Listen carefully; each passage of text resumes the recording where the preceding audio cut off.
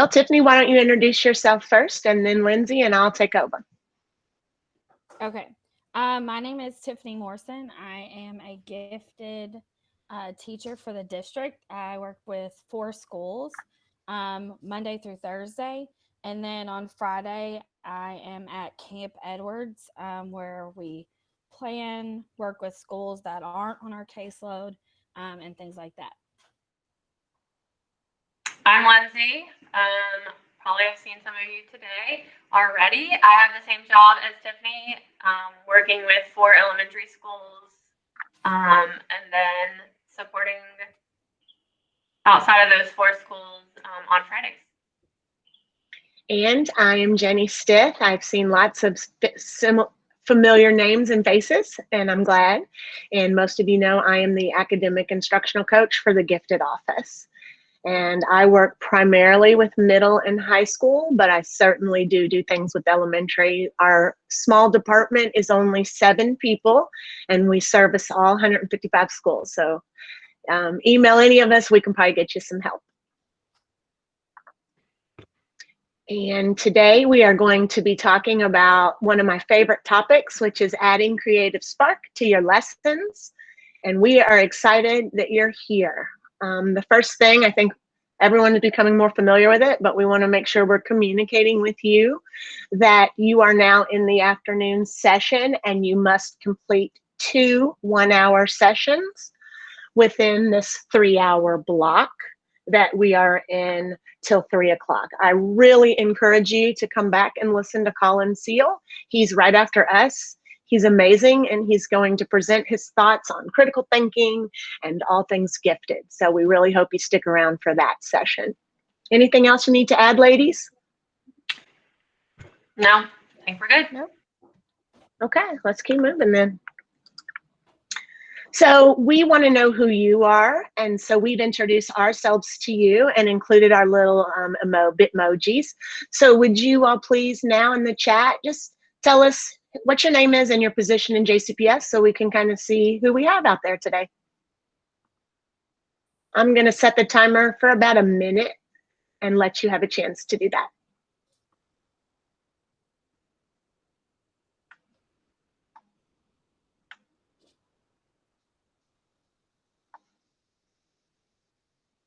Oh, Ramsey. That was one school I worked at, and giving a shout out to my Ramsey people.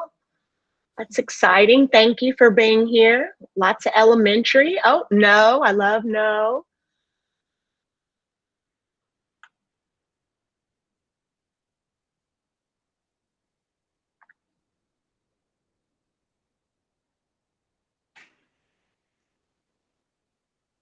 Awesome. Great. Thank you all. I love the participation already. So we're going to go through some norms during our presentation. I think most of us have adapted to these, but we want you to be present.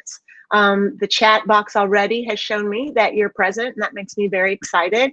We want you to participate and just respect other people's perspectives while we're in here. Use mute if you need to get up. We totally understand. Sitting in virtual PDs all day can be quite lengthy. So we appreciate your time, and we hope you get something from us today. And all of our ideas we're presenting during these creativity sessions, I want you to know, first of all, they are not going to be repeated. Each day we're adding on to, so we want to encourage you to come back. And this is the book by Patty Drapeau. I hope I'm saying her name somewhat close to accurate. Amazing. It's a very easy read. It's not a lengthy book. It's not super technical. And if you are identifying students for creativity in your buildings, this is an excellent book. And so we wanted to share that with you. Also, the walk-in sign-in sheet, I think we've shared it a few times in the chat, but if you're a walk-in, meaning you did not register for this session on PD Central, go ahead and make sure you click that link and get yourself signed in to our sign-in sheet. And if for some reason you're having trouble, just let us know in the chat, and one of the 3 of us will hopefully work that out and get your questions answered. Creativity and these strategies we're sharing also are great for your specific academic kids and your general intellectual. So although we're focusing primarily on creativity, if you're anywhat familiar with Bloom's, which most of us are, creativity is the highest level of Bloom's. So that means the level of thinking we're going to be sharing can be used with all sorts of gifted kids, not just creative. So we like to share things that are practical. Okay, so just to reflect, in the chat box, you can do like a number and then a comma and then your definition. So you could do one response. Rate your knowledge or comfort level of teaching creativity in the classroom. So I use my little Bitmoji. She's confused, number 1, all the way up to number 5. She's got it. So just a comfort level, and then followed by how would you define creativity?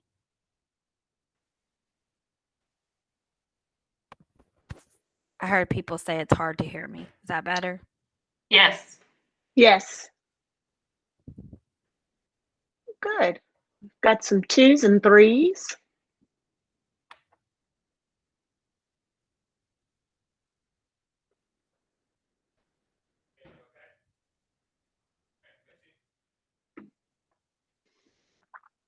I see a lot of people talking about original or new ideas as creativity, thinking differently from other people, outside of the box. Yeah, I just saw outside the box. That's pretty classic. Unique ideas. Mm-hmm. All right. Society. So we wanted to start with some misconceptions about creativity before we kind of go into the different parts of creativity and define it. A lot of times creativity and art, being artistically gifted, are used as synonyms, and they're not. You don't have to be artistic to be creative. And a lot of times people, when they think creativity, they think creative art. And so, while yes, you could be creative in art or creative in dance, you don't have to be. Creativity can, like Jenny said, be in how you apply or think about academic areas as well. Creativity does not have to be serviced as like a separate content area. It can be intertwined into those core content areas. So even if you're just a science teacher or you teach just math, and you have creatively gifted students, you can use these strategies that we're about to present on to service those students in your content area. A lot of you talked about originality in your definitions of creativity, and that is one part of creativity, but it goes beyond that, and we're going to touch on that in a minute. Math, a lot of times people think that those math, science, those STEM areas are not creative. And so mathematicians, scientists, engineers are very creative. If you're thinking scientists and engineers, they're having to come up with new inventions and new ways to solve problems all the time. And then most of us, when we think of creativity, do think of that originality, and it kind of goes beyond that. And I just want to say that artistic people can be creative, but unfortunately I've given creativity tests to art teachers and they get upset with me, and I kind of want them to feel good about themselves, but also realize that it is one of the most common misconceptions. So I just kind of want to reiterate that you can be artistic and be able to draw quite well and maybe not be as inventive or innovative as someone else who could be lucky enough to have both. So I think that's important to notice the difference. So in KDE law, creative or divergent thinking ability, so talking about creatively gifted, means possessing either potential or demonstrated ability to form at an exceptionally high level in creative thinking and divergent approaches to a conventional task. And we look at kind of 4 parts of divergent thinking or creativity. Fluency, which is the ability to come up with many ideas. And we're going to do a little 1-minute test or activity with each of these so you can see how these play out. But so fluency, being able to come up with many ideas. Flexibility is being able to come up with different types of ideas or solutions. So can I solve a problem in different ways? I know I saw that in somebody's definition. Originality, so unusual or novel ideas, those outside the box ideas that people were talking about. And then the last one, and this is the one I think people know the least about in terms of creativity, is elaboration is also part of creativity, being able to add details to ideas. So there may already be an established idea or solution, but creative people are able to add on to that to make it even better. Great. So we're going to practice. And the reason we're doing this is a couple of reasons, just to make you more comfortable with fluency. So in order to prep for this, you're going to need a piece of scrap paper. I hope you participate. I think it really is fun to feel the pressure once I hit the timer. And I'm also giving you some brainstorming time now, so you're actually getting a little over a minute. And so get a piece of scratch paper. I know in the virtual world, I talk really fast, so I'm going to pause and give you about 30 seconds to get a piece of paper ready, or you can do it on your computer if you're super techie and want to open up a document and get ready to type. And that'll also give you a little bit of extra time to think about the question. This is something you could do with your students. You could certainly, I'm making mine fun and general, but you could certainly make it about your content, which of course we would encourage you to do. And you're going to hear this repeatedly. Creativity is great until you just totally unhinge them and don't give them parameters. You can't, if you're writing a fictional story in ELA class and it's realistic, and then he flies in on his broom and sprinkles magic over everyone, you have lost the point and the parameters. So everything gonna need to make sense contextually to keep kids, because kids will go there. We all know that. And there's about your 30 seconds. I hope you have a piece of paper. So on a piece of paper, I would like for you to brainstorm a list, as many ideas as you can think of, quickly. This is fluency, remember, lots of ideas.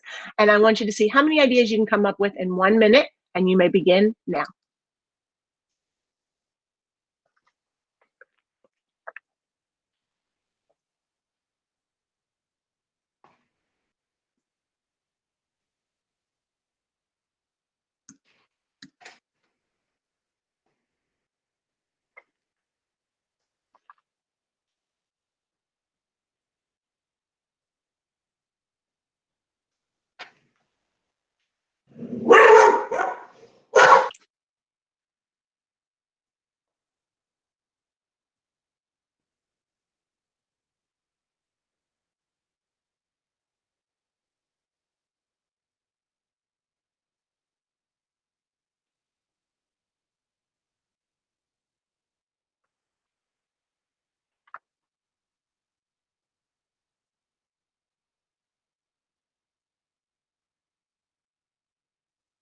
Five seconds to finish your list, and don't cheat. And stop. Put your pencils down. And now, if you would, in our chat, and if you're not comfortable, I totally get it. And this is something you would work towards, trust with your own kids and building relationships. But if you don't mind sharing, will you please tell us the total number of ideas you came up with just by typing in the number in our chat box? Oh man, look at Jonathan. 12 ideas in a minute. Lisa, 13 ideas. And so right here, this is a strategy to quickly eliminate and see an average mean of who's super creative. I think most of us were around 3, 4, 5.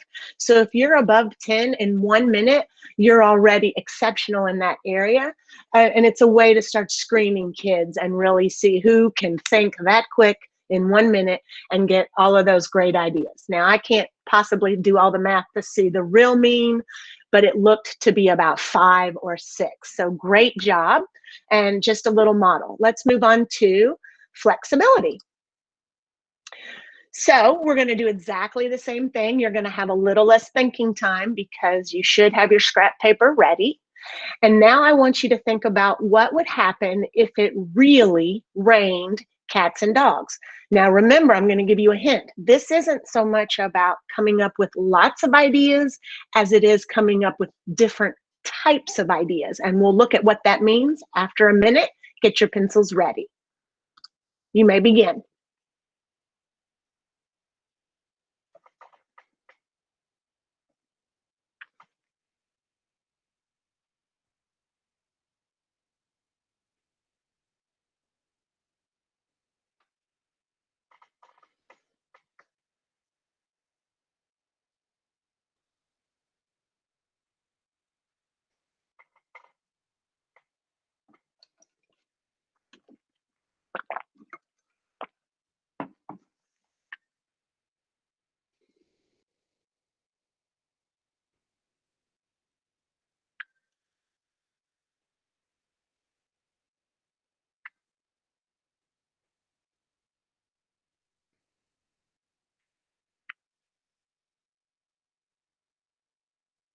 10 seconds.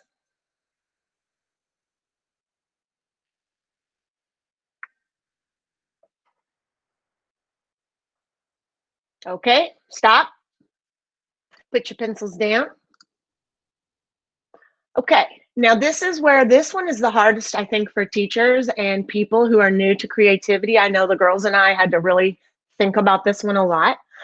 So I want you to count the number of different types of ideas you came up with. And so when I was brainstorming this before the presentation, here is some examples of what I thought some of you would say to help you understand what we mean by different types of ideas.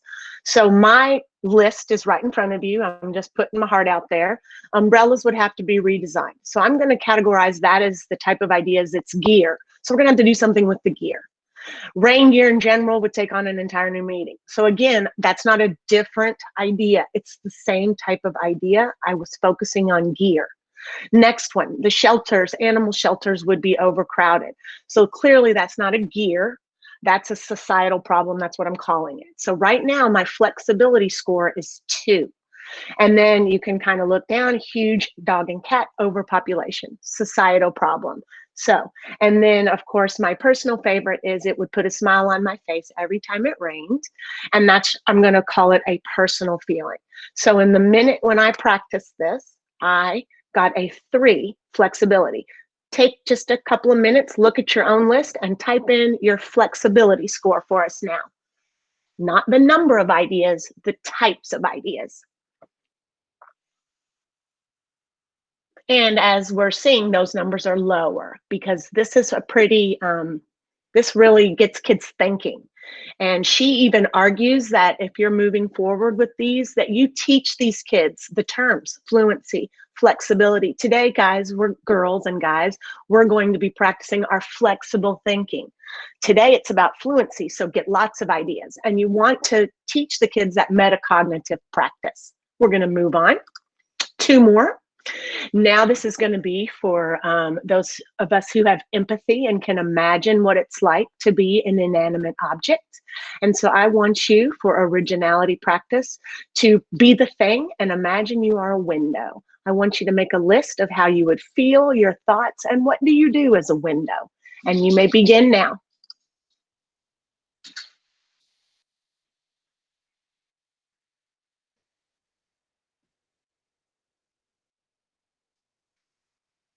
Oh my God, no.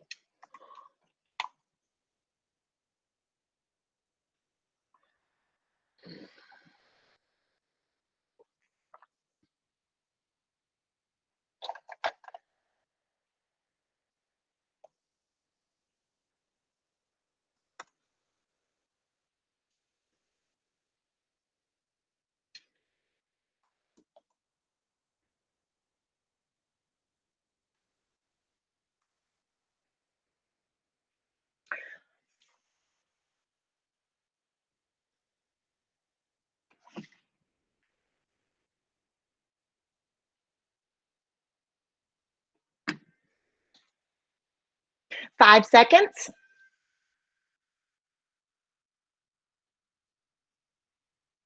And time's up. Put your pencils down or pens. And now I'm going to ask a big question. Who thinks they have an answer that no one else thought of? Maybe a feeling a window might have, a thought a window might have, or an action a window might do. And if you're brave or if all of you want to share, go ahead and type in your original, unique answer. Let's see how we do.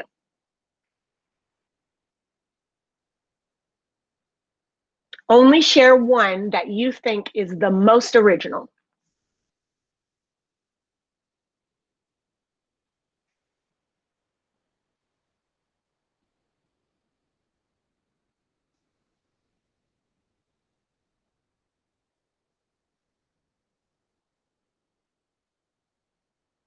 Oh, we even have a direct quote and it's about birds, so I love that one.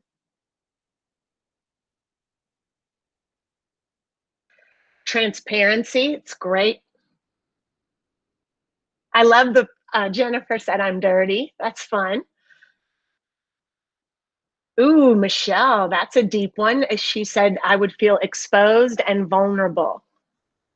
And I used this particular example because when I was a sixth grade teacher at Highland, in portfolio days, so all my English teachers can shudder a little bit, we had to write portfolio pieces, and he did a monologue from the perspective of a windowsill. It was mind-blowing what this kid thought of, and I wish I had known about creatively gifted students then, because he would have made the nomination list. So just being able to come up with original ideas, you can compare yours to some of the things that people shared in the chat. Very unique, innovative, and the hardest one for kids and people in general to think of, because there's so many ideas already out there. Last one, and then we're going to share strategies with you today. We're going to work on elaboration practice, and my friend Beth Calhoun, who teaches at No, I think she's in here today, give her a little shout out. She does a lot of this, and so I just wanted to model how simple it is in an English class, or really any class. I want you to elaborate on the sentence: as I walked down the dark, empty street, my mind was racing because. Feel free to have fun and be silly. Take it seriously, any direction, because we're being creative. You may begin now.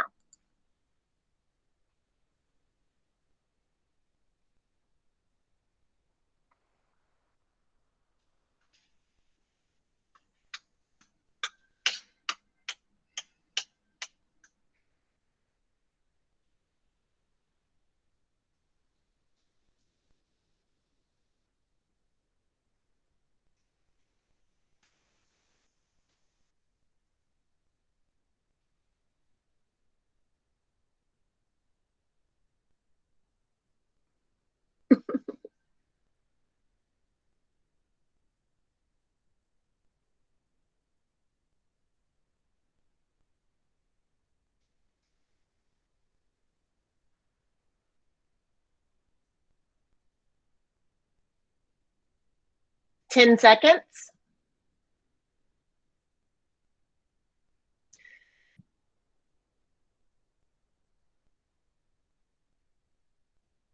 And put your pencil down. And so now I would love to have someone unmute, and maybe 2 or 3 people just read if you're comfortable. You could type your response if you're a fast typer, but I'm going to let the girls who can see the screens better than I can because of the way we're doing this, maybe unmute and share a response, please. Someone said Rona is ravaging our country. That's pretty good. Kimberly, another person said all the stores and shops were closed and they had to go to the restroom. So you can see, and if anyone else, I'm going to be quiet for just a second longer to see if anyone's brave enough to read for us. Right ahead of me. It's funny. Okay, I'm going to move on because of time and all sorts of reasons, but you can see you could make this contextually by starting a story that you're reading, a current fiction. You could connect it to science by talking about coronavirus. You could do a million things with this, and this is a great way to get children practicing elaboration. And so I hope you can see how I would certainly give them more than a minute, but for our time and purposes today, we kept it very short. Some skills and strategies already we hope you can use with your gifted students. And then we're going to move right into where we got some of these ideas and sharing again from our source of Sparking Student Creativity by Patty Drapew. The first one is the one I basically modeled with all of our quick practice on the 4 areas. And she calls this Diversify Your Questions. And basically, it's probably questions you ask a lot. You're just going to be much more cognizant about communicating this with the kids, that today we're practicing flexibility.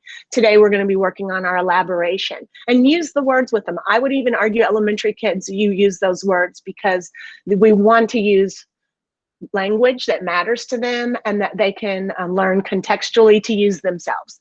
So what would happen if you can easily see that? It's just hypotheticals. It leaves you to open-ended thoughts. Unusual uses, great strategy. Maybe you're going to introduce the microscope in science class. Have them think of unusual uses. You might hear some really silly ideas. Taking on points of view, perspective is great for ELA teachers. I know we talk about that a lot. And I know with social studies and inquiry-based, they really want you to empathize with different cultures that you're not familiar with. So that would be a perfect way to do that. Cause and effect, a classic, I think most of us are familiar with, and product improvement. So just by putting a few of these notes into your lessons each day, you would count as a service for your creatively gifted kids, and you're really getting all kids thinking critically because these are considered high level. This slide is just some examples of all 4 content areas based on a little bit of the content that I know and I wanted to model for you. So you can see the top row would be social studies. The second row would be math. And then, of course, science, and then ELA at the bottom.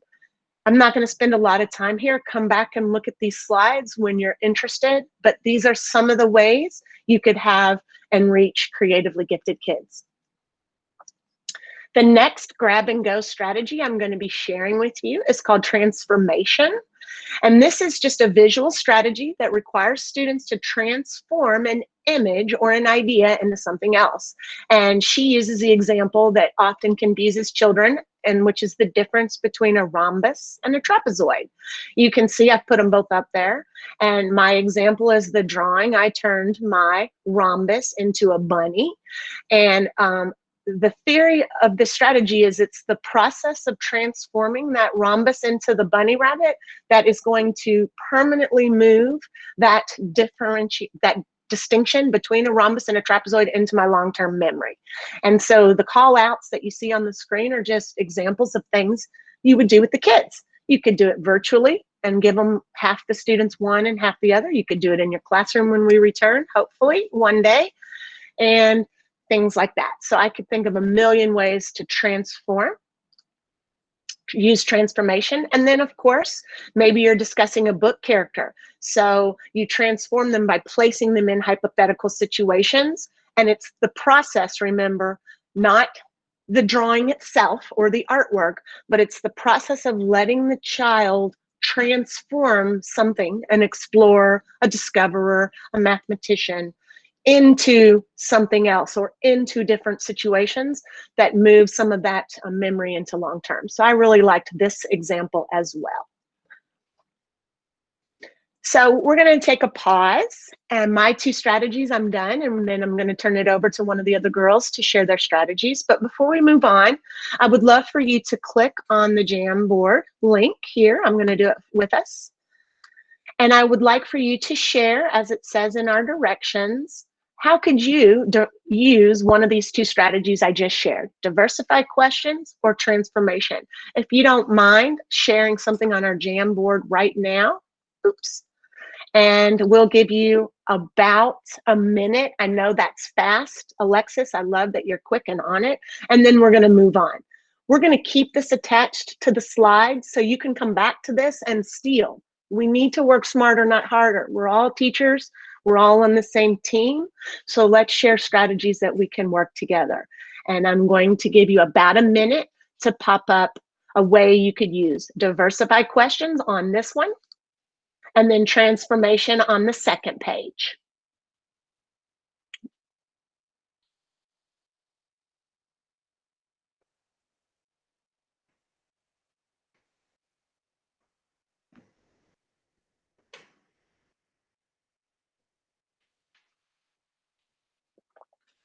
Journals and warm-ups is great, thank you. The sticky notes, if you're new to Jamboard, are over on the left, the one that kind of looks like a sticky note, if you can see them hovering above it.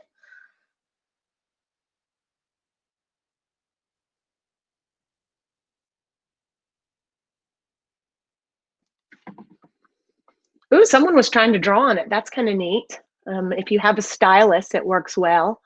Fingers, not so much for me anyway. Ooh, I like the history one, Alexis.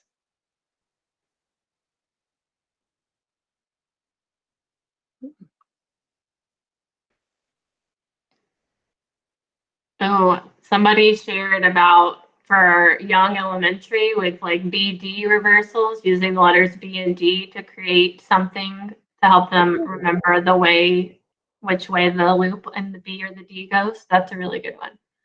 Oh, I like that because I don't have a lot of little people strategies, and I think that's really neat. Great one.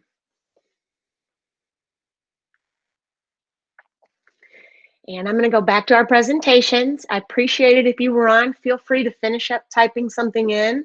But for our time, we want to keep moving. And so I'm going to get back to the presentation. Okay. I'm going to share two more strategies. The first one is called What Stands for What. It's kind of similar to the one that Jenny just shared about transformation. This one really works on the flexibility and forcing kids to make kind of abstract associations between things. So this is a strategy where students create a symbol or a picture that is associated with whatever content that you are covering or studying at the time. So an example of this would be create a symbol or picture that represents a theme of the text. I thought about like lit circles or book clubs where students are covering novels or chapter books and having them create a symbol that represents that chapter and explaining why. Also, another big one is as a vocabulary strategy, kind of similar to color words, where students take a vocabulary word and they create a symbol that represents that vocabulary word to help, again, move that thinking into long-term memory. And so the biggest kind of thing you want to focus on with this strategy is moving beyond the literal symbol. So really getting them to think abstractly and being able to explain that relationship between the symbol and their content and why they related those. So the most important part is them being able to either verbally or written explain the relationship between their symbol and the content that they're studying. This is probably one of my very favorite creativity strategies. This one is called 3 Wishes. It works on flexibility, so being able to come up with different ideas, and then also that imagination or originality. This encourages students to come up with 3 wishes that a person, an event, or an object might have based on either a text you're reading or something that you're doing in the classroom.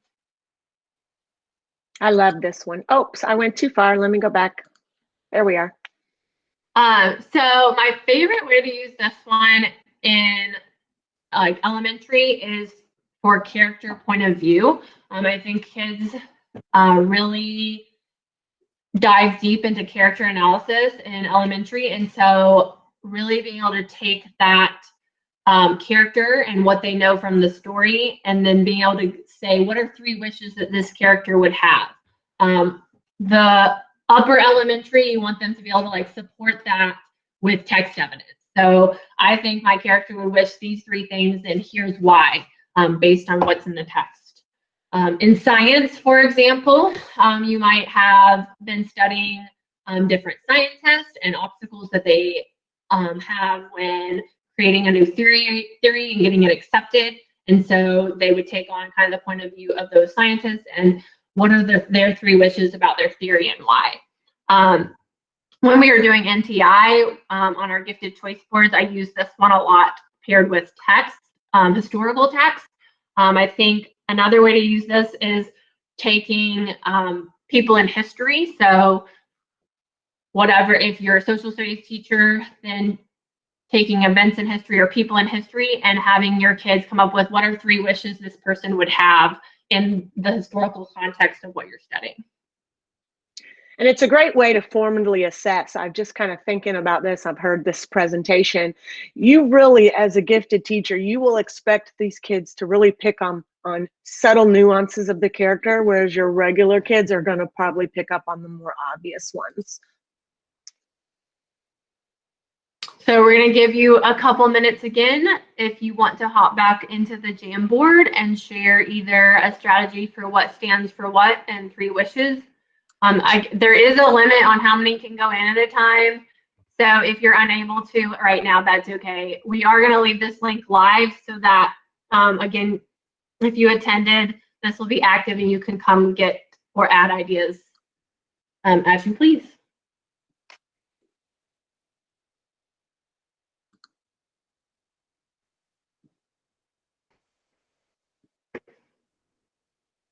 I'm glad you told me we had limitations on Jamboard. I'm learning that. I didn't know, so that's good to know moving forward. Do you know, does anyone know what the limitation is, Lindsay? I don't know. I've done it before with like an entire class of students. That's elementary though, so that's like 24. Okay. So I'm not sure. Oh, we have someone on what stands for what, and I've clicked on it, so hopefully it'll show up here in a minute. It says, have students create a symbol to represent Christopher Columbus. I like it. Do this at the start of the lesson to determine prior knowledge. Oh, yeah, that's a great one. Look at that pre-assessing already. I like And then that. you could like have them do it at the end of the unit to see how it like their learning has changed or even their perception. I like that even better. Did anyone put anything over here? Ooh. 3 wishes for the main character in Fever, 1793, after she gets sick. Oh, wow. I'm not familiar with that story. It's a text that we use in 5th grade. Oh, cool. Thanks. All right, we're going to move on. Please continue to put things in there, but we want to get done because we want to make sure everyone gets to Colin's session, and we also want to participate in his session this afternoon, so we're being selfish. Okay, so I have a couple strategies to present on too. So the first one is be the thing. This one allows students to use personification and place themselves in the role of an object. So they might ask themselves, how do you feel? What are your thoughts? What will you do as that object? There are some examples. Sorry, is that better, Michael? Yes, Okay. Yes, it is. Okay. So, for example, if I'm in elementary math and I'm a parallelogram, how do I feel? I'm a boxed in structure. What are our thoughts? I depend on my opposite sides. What will you do? I will be useful. And I like to use these in rafts a lot. If you go to the presentation, there's a little link here to a raft about the hula hooping queen. And one of the choices, which a raft is just a writing tool, which I'll present about tomorrow. But one of the choices is if you were a hula hoop, and how would you feel in the story? So it's just taking on an object's point of view. And then the next strategy is lost and found. This one really heavily links to ELA again, but it could be nonfiction, fiction. So, for example, let's say your favorite author of your book just, um, for some reason, the ending became lost and you had to rewrite the ending, or a chapter from a nonfiction text went missing. What information would you have added to that nonfiction text? So when you think about nonfiction text, that would easily link it to any subject area because it could be based on any text that you're reading. So it would be a good cross curricular connection. So those are 2 strategies that I know I presented on pretty quick, but they're pretty self-explanatory. So my question is how could you use these in your classroom? So you could think about in ELA, you could think about in science, social studies, math at the higher levels, and there's also a Jamboard for those ideas. Oopsie. And I'll link the Jamboard too.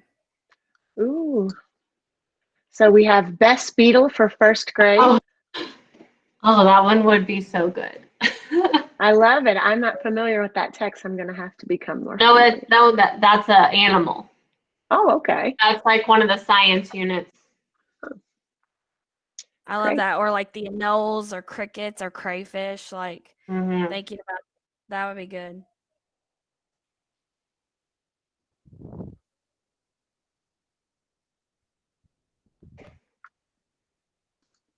So I hope that you're thinking about ways you can use our 6 strategies in your classroom.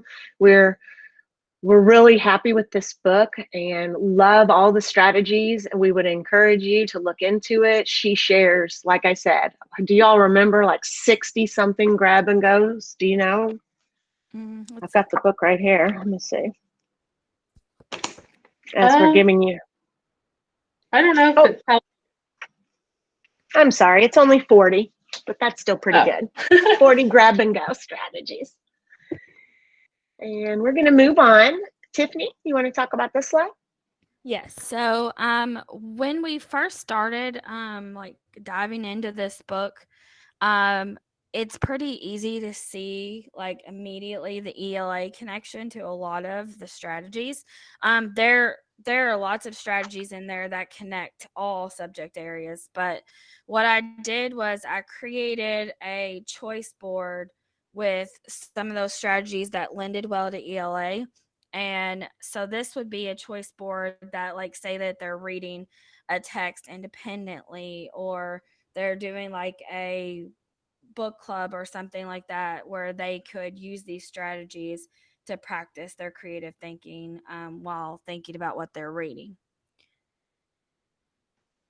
And remember, these are all high level. So although this would be amazing for all kids, giving them the exposure, these activities, such as presenting your class with a choice board, is a service for your creatively gifted, a service for your general intellectual, and a service for your specific academic students. So 3 areas, and I'm certain Brent and some of our other presenters could even help bring in visual performing arts or leadership and creativity. They start kind of meshing and blending together. And that's why we all love creativity so much. Lindsay, I'm going to let you explain this time. Oh, okay. So just, if you don't mind.